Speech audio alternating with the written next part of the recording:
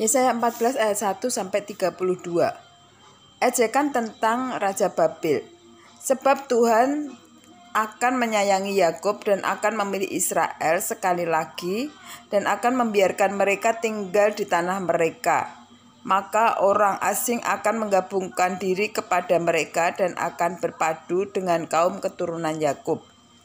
Bangsa-bangsa lain akan mengantar Israel pulang ke tempatnya. Lalu kaum Israel akan memiliki bangsa-bangsa itu di tangan Tuhan sebagai hamba-hamba lelaki dan hamba-hamba perempuan. Demikianlah mereka akan menawan orang-orang yang menawan mereka dan akan berkuasa atas para penindas mereka. Maka pada hari Tuhan mengakhiri kesakitan dan kegelisahanmu dan kerja paksa yang berat yang dipaksakan kepadamu. Maka engkau akan memperdengarkan ejekan ini tentang Raja Babel dan berkata, wah, sudah berakhir si penindas, sudah berakhir orang lalim. Tuhan telah mematahkan tongkat orang-orang fasik dan gada orang-orang yang memerintah, yang memukul bangsa-bangsa dengan gemas dan dengan pukulan yang tidak putus-putusnya, yang menginjak-injak bangsa-bangsa dalam murka dengan tiada henti-hentinya. Segenap bumi sudah aman dan tentram. Orang bergembira dengan sorak-sorai. Juga pohon-pohon sanubar dan pohon-pohon aras di Lebanon bersukaria karena kejatuhanmu, katanya. Dari sejak engkau rebah terbantering, tidak ada lagi orang yang naik untuk menebang engkau. Dunia orang mati yang dibawa gemetar untuk menyongsong kedatangannya. Dijaganyalah arwah-arwah bagimu, yaitu semua bekas pemimpin di bumi. Semua bekas raja bangsa-bangsa dibangunkannya dari tahta mereka. Sekaliannya mereka mulai berbicara dan berkata kepadanya, engkau juga telah menjadi lemah seperti kami, sudah menjadi sama seperti kami. Ke dunia orang mati sudah diturunkan kemegahannya dan bunyi gambus-gambusmu. Ulat-ulat dibentangkan sebagai lapik tidurmu dan cacing-cacing sebagai selimutmu.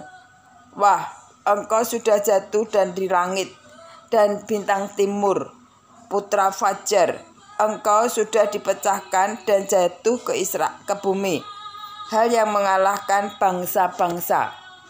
Engkau yang tadinya berkata dalam hatimu, aku hendak naik ke langit, aku hendak mendirikan tahtaku, mengatasi bintang-bintang Allah, dan aku hendak duduk di atas bukit pertemuan, jauh di sebelah utara.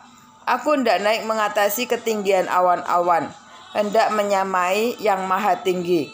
Sebaliknya di dalam dunia orang mati engkau diturunkan ke tempat yang paling dalam di liang kubur.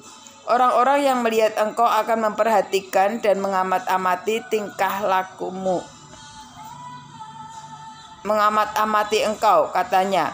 Inikah dia yang telah membuat bumi gemetar dan yang telah membuat kerajaan-kerajaan bergoncang, yang telah membuat dunia seperti padang gurun dan menghancurkan kota-kotanya, yang tidak melepaskan orang-orangnya yang terkurung pulang ke rumah. Semua bekas raja bangsa-bangsa berpaling dalam kemuliaan, masing-masing dalam rumah kuburnya. Tetapi engkau ini telah terlempar jauh dari kuburmu, seperti taruk yang jijik ditutupi dengan mayat orang-orang yang tertikam oleh pedang dan jatuh tercampak ke batu liang kubur seperti bangkai yang terinjak-injak. Engkau tidak akan bersama-sama dengan raja-raja itu di dalam kubur, sebab engkau telah merusak negerimu dan membunuh rakyatmu. Anak cucu orang yang berbuat jahat tidak akan disebut untuk selama-lamanya. Dirikanlah bagi anak-anaknya tempat pembantaian oleh karena kesalahan nenek moyangmu, supaya mereka jangan bangun dan menduduki bumi. dan memenuhi dunia dengan kota-kota. Aku akan bangkit melawan mereka. Demikianlah firman Tuhan semesta alam. Aku akan melenyapkan nama Babel dan sisanya, anak cucu dan anak cicitnya. Demikianlah firman Tuhan. Aku akan membuat Babel menjadi milik landak dan menjadi air tawar rawa-rawa, dan kota itu akan kusapu bersih dan kupunahkan. Demikianlah firman Tuhan semesta alam. Yesaya pasal 14 ayat 24 sampai 32. Ucapan ilahi terhadap Asyur. Tuhan semesta alam telah bersumpah firman-Nya. Sesungguhnya seperti yang kumaksud, demikianlah akan terjadi, dan seperti yang kurancang, demikianlah akan terlaksana. Aku akan membinasakan orang Asyur dalam negeriku dan menginjak-injak mereka di atas gunungku. Kuk yang diletakkan mereka atas umatku akan terbuang, dan demikian juga beban yang ditimpakan mereka atas bahunya. Itulah rancangan yang telah dibuat mengenai seluruh bumi, dan itulah tangan yang teracung terhadap segala bangsa. Tuhan semesta alam telah merancang, siapakah yang dapat menggagalkannya?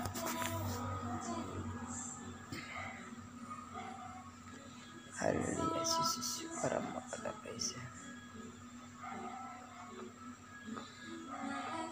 Tangannya telah teracung, siapakah yang dapat membuatnya ditarik kembali?